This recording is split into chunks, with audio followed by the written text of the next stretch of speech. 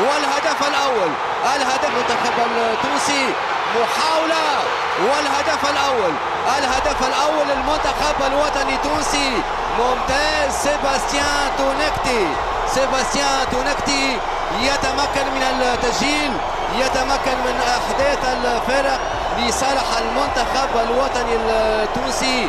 إذا المنتخب التونسي بوجه هجومي مرتضى بن وناس، والتدخل أول المتابعة لخليل العياري الرجل اليسرى، وسجل أول هدف ليه. هجوم خطير، هجوم خطير نجم يثمر ثاني الأهداف.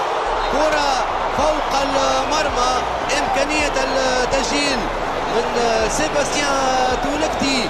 كرة ممتازة في نهاية كأس أفريقيا. كرة خطيرة، كرة خطيرة لمنتخب هايتي وفرصة كبيرة هذه المرة من أول جديد المنتخب التونسي. وضعية تسلل، وضعية تسلل ما مش هدف، ثم وضعية تسلل معلنة على ريان اللومي من جانب الحكم المساعد الأول في الأثناء. خطير منتخب هايتي، المحاولة من جانب جوزوي كازيمير. جوزوي كازيمير كرة من جديد في منطقة المنتخب التونسي. التصويبة محاذية لمرمى الحارس صبري تونكتي. سيباستيان تونكتي توزيعة وفرصة كبيرة، وفرصة لصالح المنتخب الوطني التونسي. شوفوا تواجد 70 في ألمانيا، التدخل كان حاسم.